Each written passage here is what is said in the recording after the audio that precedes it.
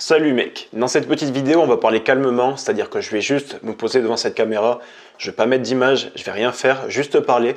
Donc si tu veux faire autre chose, si tu veux passer le balai, si tu veux faire le ménage, si tu veux t'étirer pendant ce temps-là, ou même t'entraîner, je t'invite à regarder cette vidéo en faisant autre chose, parce que je vais vraiment juste te parler.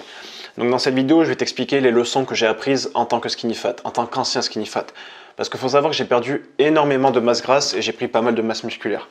Faut savoir que j'étais vraiment en surpoids au début, tu vois, j'avais vraiment un mal-être, je manquais de confiance en moi, tu vois. J'étais, quand je te dis gras, tu vois, j'étais vraiment à la limite de l'obésité. J'étais plus, enfin, je me rapprochais vraiment de skinny fat, vraiment fat, tu vois. Et je manquais énormément de masse musculaire. Le truc, c'est qu'un jour, j'ai décidé de changer. J'ai commencé à appliquer certaines méthodes, certaines techniques. J'ai commencé à m'entraîner, j'ai commencé à manger moins, tu vois. Mais j'ai fait énormément d'erreurs, honnêtement. J'ai perdu énormément de masse musculaire en mangeant moins, par exemple, tu vois. Ou j'ai détruit mon métabolisme en mangeant moins aussi, tu vois. Donc dans cette vidéo, je vais t'expliquer un petit peu mon parcours, les erreurs que j'ai faites et comment ne pas les reproduire pour justement à ton tour, qu'à ton tour, ouais, tu perdes du gras. Il faut savoir déjà, dans un premier temps, que j'ai perdu peut-être, en poids, en termes de poids, je suis passé de 85 ou 88, enfin j'étais à peu près entre 85 et 90, je ne sais plus exactement à quel poids j'étais, et je suis descendu jusqu'à 69. Donc ça c'était quand j'étais en seconde où j'ai vraiment eu ce poids de 69. J'ai fait vraiment ma plus grosse perte de poids. Donc à partir de ce moment-là, dans les années qui précédaient mon année de seconde, j'ai fait énormément de techniques, j'ai essayé énormément d'astuces et j'ai essayé énormément de choses. Et il faut savoir que je me suis lancé dans la perte de poids à cause du rugby. En fait, on était un parcours du combattant avec des potes, et je te la fais courte, on arrive sous une barre de traction. J'arrive pas à me tirer, je vais chercher sur internet comment faire plus de traction. Bah, automatiquement, je tombe sur des trucs de musculation. Je tombe aussi sur le monde de la nutrition et je tombe un petit peu sur le monde du fitness en général.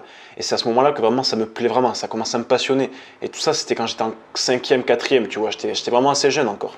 Je devais avoir, enfin, je sais pas quel âge on a à cette période. On doit avoir 13-14 ans par là, enfin bref. Donc je commence à me lancer dans la perte de poids. La première chose que je fais, c'est tester énormément de circuits HIIT, tu vois. J'ai fait énormément de Tabata, tu sais, avec tout ce qui est relevé de genoux, burpees, pompes, squat. Je fais énormément de Tabata. À côté de ça, j'ai changé mon petit déjeuner que je trouvais vraiment catastrophique. Il faut savoir que je prenais un bol de lait avec plein de chocolat en poudre. Je prenais des tartines. Quand je disais tartines, c'est vraiment je faisais griller le pain, donc ça faisait exploser l'index glycémique qui était déjà énorme. Je mettais encore du beurre par-dessus parce que c'était encore 100 fois meilleur. Je mettais encore une tonne de confiture sur la tartine. Je me faisais 3-4 tartines comme ça, tu vois. 3-4 tartines, dedans il y a 2 pains, il y a de la confiture à balle et il y a du beurre à balle. Donc voilà, c'est vraiment une explosion de calories avec un max de graisse saturée, avec un max de sucre et c'était pas du tout bon pour la santé, quoi. Enfin, c'était pas du tout bon pour n'importe quoi, pour n'importe quel objectif. Donc dans un premier temps, j'ai vraiment changé d'un seul coup mon alimentation. Je suis passé de ce petit déjeuner dégueulasse, c'est-à-dire du lait avec, des fois je prenais même des chocolatines, ou pain au chocolat, on s'en branle, et avec un maximum de tartines à côté, je suis passé directement, et j'ai tout changé d'un coup, et je suis passé à un petit déjeuner dégueulasse, c'est-à-dire des flocons d'avoine sec, avec du fromage blanc et une pomme. C'était dégueulasse. Les flocons d'avoine, je mélangeais ça avec du fromage blanc, mais c'était une espèce de pâte sans goût, mais vraiment farineuse, dégueulasse. J'ai peut-être mangé ça pendant 2, 3, 4, 5 mois, je sais même plus. Je me rappelle plus, c'était un petit moment, mais c'était dégueulasse. À côté de ça, je mangeais une pomme. Des fois, je me mettais carrément la pomme dans le fromage blanc et les flocons d'avoine, mais ça restait quand même dégueulasse. Enfin, je sais pas comment j'ai fait pour manger ça pendant un moment, tu vois. Et je l'ai tenu, tu vois. J'étais tellement motivé, j'étais tellement dans cet esprit d'atteindre mon objectif, de perdre du poids, tellement ça me cassait les couilles et que j'en avais marre de manquer de confiance en moi, que j'en avais marre de ne pas avoir d'abdos, qu'il fallait que je le fasse, tu vois. J'avais plus aucune excuse, j'avais plus aucun autre chemin, et je me disais que c'est soit... Enfin, j'avais pas de choix en fait. Je devais le faire et je l'ai fait. Je me suis forcé, il n'y avait aucun matin où j'avais envie. Tu te lèves à 6h du matin pour aller en cours, déjà ça va être une journée de merde, donc t'as pas envie de commencer la journée de merde à 6h. Tu sais que ta journée de merde elle va commencer à 8h et tu as besoin d'un petit déjeuner qui te fait plaisir, tu vois. C'est vraiment ton moment de plaisir de la journée. Et moi, vraiment, j'ai une hantise de l'école. J'avais une hantise. Vraiment, je détestais ça. Pour moi, c'était vraiment de la prison, tu vois.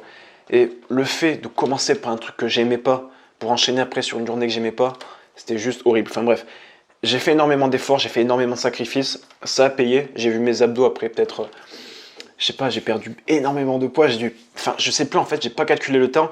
Mais quand je me suis regardé un jour dans le miroir et que j'ai vu quand j'ai commencé à observer les abdos du haut, j'en revenais pas, tu vois. Genre vraiment, j'ai vu des abdos du haut, je me suis dit, mais non, Mais non, c'est pas des abdos, ça. Je sais pas, ça doit débourler. Enfin, je sais pas, non, ça peut pas être des abdos. Et je commence à contracter un petit peu, tu vois, et je vois que ça s'intensifie un petit peu. Je vois que ça, c'est un petit peu tracé. Mon gars, la joie que j'ai eue quand j'ai vu que j'avais des abdos, toujours j'ai cru que jamais je n'aurais d'abdos. J'ai toujours cru que c'était génétique. J'ai toujours cru que j'allais finir gros. Et même mes parents, tu vois, dans ma famille, c'est tous des personnes en surpoids. Ils m'ont toujours dit, de toute façon, tu es jeune, tu vas peut-être perdre du poids, mais en grandissant, de toute façon, tu vas tout reprendre et ça va être que du gras. Toujours, toute ta vie, toute ma vie, on m'a toujours dit, tu perdras, enfin, tu seras gros, tu seras gros, tu seras gros. Et je sais pas comment j'ai fait, et je trouve ça juste incroyable avec du recul, mais j'ai réussi à m'auto-éduquer avec un environnement qui était complètement toxique. Un environnement qui me poussait à rester gros. Un environnement qui me disait, ta génétique, c'est de la merde, tu vas rester gros. Et je sais pas comment j'ai fait, je trouve ça juste incroyable. Franchement, c'est pas que je me jette des fleurs, mais putain, franchement, je trouve que j'étais bon quand même. Mais j'ai réussi à m'auto-éduquer dans un environnement qui ne me le permettait pas. J'ai réussi à m'auto-éduquer, à m'auto-convaincre que c'était possible, alors que vraiment 100% des gens qui m'entouraient ne croyaient pas en moi. Et là, je suis en train de réaliser en faisant cette vidéo, mais putain, je sais pas, c'est fou quand même, genre. T'arrives à t'auto-persuader que quelque chose est possible, alors que vraiment, tout le monde te dit que c'est pas le cas. Enfin, je suis en train de réaliser, là, ça me fait bizarre, là, mais, enfin, je sais pas, c'est ouf. Enfin, bref. Donc ça, c'est vraiment la première leçon que j'ai apprise, c'est qu'à partir du moment où tu crois en toi, même si personne ne croit en toi, il n'y a pas de raison que ça s'accomplisse pas. Enfin, c'est juste un truc de ouf, c'est la règle de base quand tu veux réussir quelque chose, c'est crois en toi, bats-toi seul, peu importe ce que les gens te disent, peu importe ce que les gens feront, peu importe ce que les gens croiront de toi, tu vas y arriver si tu y crois et si tu mets en place des actions. Donc ça a vraiment été la première leçon. La deuxième leçon que j'ai apprise, enfin, ça m'a pas vraiment servi de leçon, mais ça aurait été quelque chose qui aurait été mieux pour moi, ça aurait été de changer moins rapidement de repas, tu vois. Je suis passé vraiment du petit déjeuner ultra sucré, ultra bon, ultra sucré, tu vois, à tout de suite un petit déjeuner dégueulasse, sec et fade, tu vois. Et si j'avais peut-être changé petit à petit mon petit déjeuner, peut-être que ça aurait été plus facile pour moi. Parce que toi, peut-être qu'aujourd'hui, tu vas faire comme moi, tu vas changer d'un seul coup d'alimentation et tu vas craquer. Moi, j'ai eu de la chance, enfin, je ne sais pas si on peut appeler ça de la chance, mais j'ai eu la discipline de ne pas changer. Mais je sais que ce ne sera pas offert à tout le monde, ça. Je sais qu'il y a la plupart des gens qui auront envie de craquer.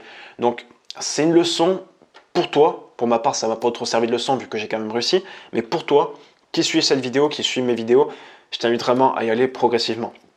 Ensuite, quelle leçon j'ai appris? J'ai aussi appris à m'entraîner. Enfin, j'ai aussi appris que je m'entraînais trop en fait. Je passais vraiment mes journées à faire du sport. Je rentrais le soir, il était 17h30, le matin je venais de me lever à 6h. Enfin, la première chose que quelqu'un aurait fait, c'est se jeter sur les gâteaux, c'est aller dans son lit et faire vite fait ses devoirs et jouer à la console, tu vois. Moi, ce que je faisais, c'est qu'au lieu de rentrer et de manger des biscuits comme je le faisais, avant, je rentrais du collège, je mangeais des gâteaux, je mangeais des BN, je mangeais des petits princes, là, je sais même plus quelle marque c'était. Et maintenant, je rentrais, je mangeais du fromage blanc, je remangeais une pomme, je mangeais ces petits trucs qui semblaient sains, tu vois. Et c'était toujours dégueulasse, tu vois, honnêtement, c'est dégueulasse, mais j'étais obligé de passer par là. Et au lieu de me jeter dans mon lit et de faire mes devoirs, déjà mes devoirs, j'en avais rien à foutre, je les faisais vite fait à l'arrache le soir à 22h, 23h avant d'aller dormir, mais la première chose que je faisais, c'est aller m'entraîner. Je courais m'enfouir, enfin le verbe de l'enfouissement, tu vois. Je venais me cacher dans le garage, il faisait super froid, j'avais un petit peu de matériel que j'avais récupéré chez mon oncle qui faisait de la musculation quand il était jeune, j'avais une barre de 30-40 kilos, enfin bref, c'était pas suffisant pour de l'hypertrophie, tu vois, mais c'était mieux que rien, et je m'exerçais, tu vois. J'avais arrêté le Tabata, j'avais arrêté un petit peu tous ces exercices une fois que j'ai récupéré le matériel de mon oncle, et j'y allais, tu vois. Je prenais ma barre de 20 kg de base avec un poids de 10 de chaque côté, je me la prenais, je me la foutais sur les épaules et je faisais du squat, tu vois. C'est vraiment le squat du blédard, j'avais 0 rack et si j'étais à l'échec, tu vois, c'était mort pour moi. Je faisais du développé couché sur un banc qui avait qu'un pied, et de l'autre côté, j'avais une vieille chaise en plastique pour maintenir mon banc, tu vois. J'avais vraiment aucune conscience, moi j'étais inconscient, et enfin, j'aurais pu risquer de me blesser, tu vois, mais par chance, là, j'avoue que c'est de la chance, je me suis jamais blessé, j'ai toujours fait gaffe à ce que ça soit stable, mais à tous les coups, la chaise en plastique, elle aurait pu craquer, et je sais pas, j'aurais pu me blesser, tu vois. Mais bon, j'ai toujours eu cette envie, j'ai toujours cette peur de rien, cette naïveté un peu, ouais, on peut appeler ça de la naïveté, cette peur de rien, de foncer vers mes objectifs et de réussir, tout simplement. Donc voilà. Je faisais du squat comme ça, je me foutais la barre sur le dos. Je faisais pas mal de développé militaire aussi. Je prenais la barre et voilà, je bombardais le développé militaire. J'avais pas spécialement de technique propre. Je prenais juste ma barre et je bombardais au-dessus de moi. Enfin, la technique était sûrement dégueulasse, je me rappelle plus, mais voilà. J'ai bouffé énormément de rowing aussi, je me rappelle. Je faisais du rowing à balle, à balle, à balle. J'ai fait énormément de traction aussi parce que c'est quand même grâce à cet exo que je suis tombé dans le monde du fitness. Je faisais pas mal de pompes, pas mal de pompes, pas mal de pompes. Je finissais toutes mes séances par des abdos. Je bouffais vraiment 15 à 20 minutes d'abdos. Mon objectif, c'est vraiment d'avoir des abdos. Qu'est-ce que je faisais d'autre? Donc voilà, j'ai même pas fait de soulevé terre parce que le soulevé terre à l'époque ça me faisait peur. Enfin, j'avais pas envie de me blesser. Enfin, même c'est un exo qui m'attirait pas du tout. Et voilà, j'ai fait pas mal d'exos. Et je crois que c'est un peu tout. Enfin, j'ai testé pas mal de trucs.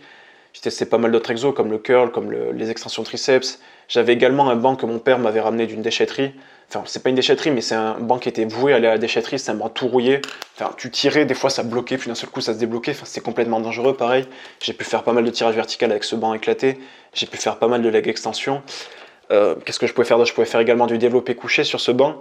Je pouvais également faire des écartés couchés, enfin bref, j'avais un espèce de butterfly et ce banc vraiment était éclaté, vraiment des fois ça bloquait puis ça se débloquait d'un coup, enfin c'était hyper dangereux, le meilleur moyen pour se claquer un muscle, mais voilà.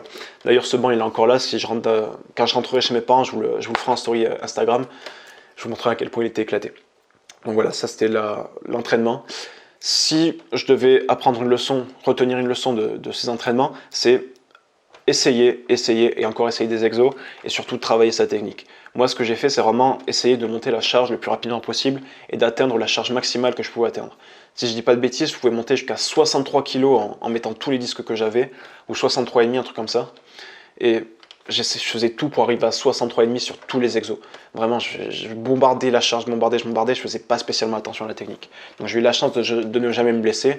Je sais pas si c'est ma génétique qui fait que j'ai des bonnes articulations ou quoi, mais je me suis jamais blessé.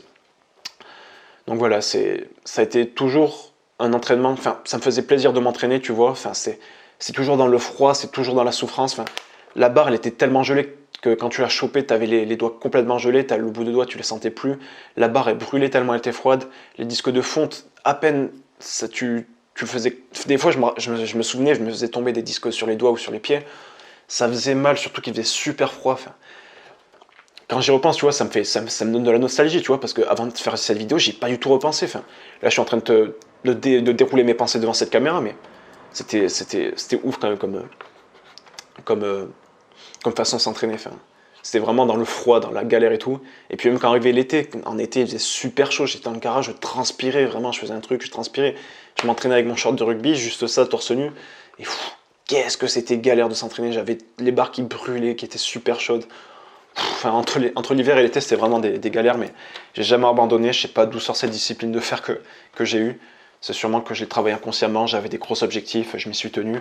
Et au final, j'en suis là où j'en suis aujourd'hui. J'ai pas le meilleur physique, j'ai pas le physique que je veux encore, mais n'empêche que j'ai perdu toute la masse grasse que je voulais. Je trouve que j'ai un corps qui me plaît. J'ai pas le meilleur des corps, mais c'est un corps qui me plaît et qui me donne confiance en moi.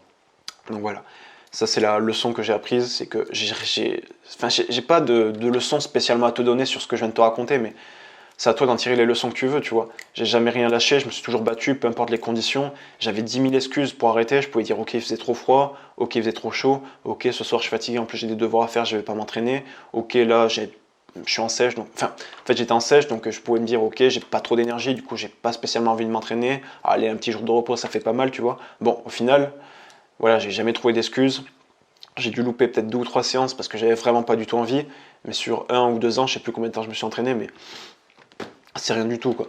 2 ou 3 séances, c'est vraiment rien, sachant que je m'entraînais vraiment ultra régulièrement. Je crois que je me tapais 6 séances par semaine. Donc voilà, je me suis énormément battu et je suis content de là où j'en suis aujourd'hui. Et je suis content d'avoir fait ces erreurs pour ne plus avoir à les refaire. Au niveau une leçon que je pourrais aussi donner, c'est arrête de chercher à éviter au maximum les calories. Moi, ce que je faisais, c'est que j'évitais au maximum les calories. Par exemple, mes parents, ils n'ont jamais cherché à manger spécialement bien. C'est pas contre eux, c'est de la bouffe qui est pas forcément chère. Mes parents, ils n'ont jamais forcément été à l'aise avec financièrement, tu vois. Donc, on mangeait souvent un petit peu de la merde. On mangeait par exemple des friands, ou des frites, ou de la pizza, ou un petit peu toutes ces conneries, tu vois. Et les jours où je savais qu'il allait avoir ça au repas, tu vois, plutôt que de me dire, bon allez, ça va, c'est un repas, c'est mon petit cheat meal de la semaine, je peux me le permettre. Non, je faisais même pas ça. Au lieu de m'autoriser ça, je préférais sauter le repas.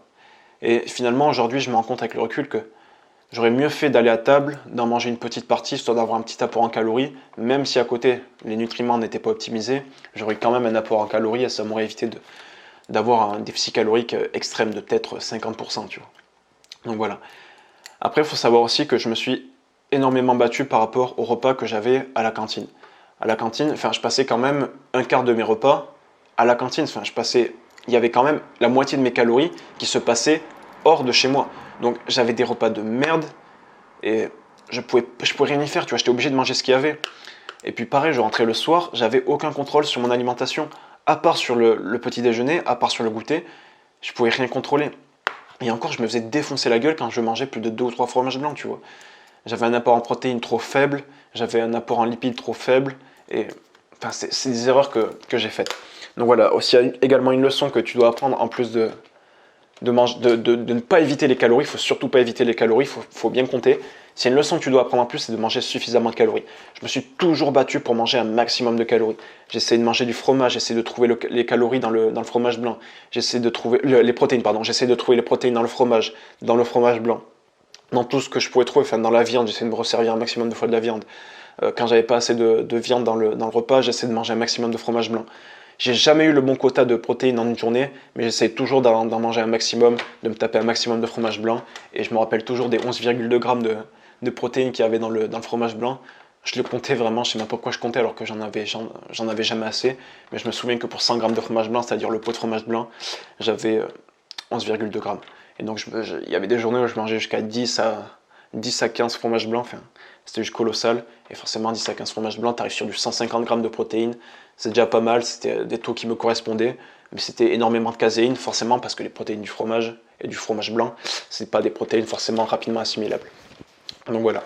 Je pense pas. Enfin, je dois avoir plein d'autres leçons à te donner, mais là de tête, je sais pas. J'ai énormément pensé à des trucs. Ouais, enfin, voilà, s'il y a des leçons à retenir, voilà, je t'ai raconté un petit peu mon histoire rapidement. Et si tu as des choses à retenir, si tu as des. C'est bon, j'ai trouvé une leçon. Il faut savoir qu'au début, je m'étais formé, mais je me suis également très vite lancé. C'est-à-dire que j'ai fait de la merde parce que je me formais en même temps. Et donc forcément, à mes débuts, j'étais pas spécialement formé, j'étais pas forcément instruit. Et s'il y a bien une leçon que tu dois retenir, que tu dois faire, que tu dois mettre en place, c'est de te former. Je fais énormément de vidéos. Je fais énormément de posts Instagram. Je fais quasiment un post Instagram par jour. Je fais quasiment une vidéo YouTube par jour. J'envoie un email super régulièrement. Tous les jours, j'envoie 3 contenus différents avec vraiment une valeur ajoutée sur chacun de mes contenus. Pour accéder à mes emails privés, il te suffit simplement de télécharger mon programme Anti-Skinny Fat qui est dans la description. Pour rejoindre mon Instagram, pareil, il est dans la description. Et tu as juste à t'y inscrire, c'est totalement gratuit, tu vois. J'envoie vraiment un maximum de contenu, un maximum de valeur basée sur mon expérience, ce qui m'a permis de perdre du poids, ce qui m'a permis de perdre du gras, ce qui m'a permis de prendre du muscle. Donc si ça t'intéresse, si tu veux aussi en profiter à ton tour, je t'invite à aller en profiter. Moi, il faut savoir que j'ai jamais pu calculer ma diète, tu vois. Quand tu es jeune, le problème c'est que tu es encore chez tes parents, tu es encore sous l'autorité de tout le monde. Le matin, tu te réveilles, tu es sous l'autorité de tes parents, pardon. Après, tu vas prendre le bus pour aller à l'école, tu es sous l'autorité du chauffeur. Une fois que tu es à l'école, au collège, tu es sous l'autorité des profs, puis à la récré, tu es sous l'autorité des surveillants. Tu vas à la cantine, tu es sous l'autorité, encore une fois, des surveillants. Tu rentres de chez toi en bus, tu es encore sous l'autorité de tes parents, sous l'autorité du chauffeur, pardon. Et une fois que tu es rentré chez toi, tu es sous l'autorité de tes parents. Donc, tu n'as jamais vraiment cette autorité qui te permet de manger ce que tu veux. Et ça a toujours été problématique pour moi. Je me souviens toujours de ces pensées que j'avais. Tout le temps, je me disais, un jour, je serai heureux, je serai chez moi, je mangerai ce que je veux, je pourrai m'entraîner comme je veux, je pourrai m'entraîner quand je veux, et ça sera vraiment la meilleure vie. Et cette vie, je l'ai pensée, mais vraiment tous les jours, de mes 14 ans jusqu'à ma rentrée à la fac à 18 ans. Quand j'étais tout seul à Pau, ça a été vraiment ma plus grande joie. Si aujourd'hui, comme tu peux le voir, tu vois, Attends, je vais vite fait te tourner la caméra. Tu vois, je suis dans mon petit appartement.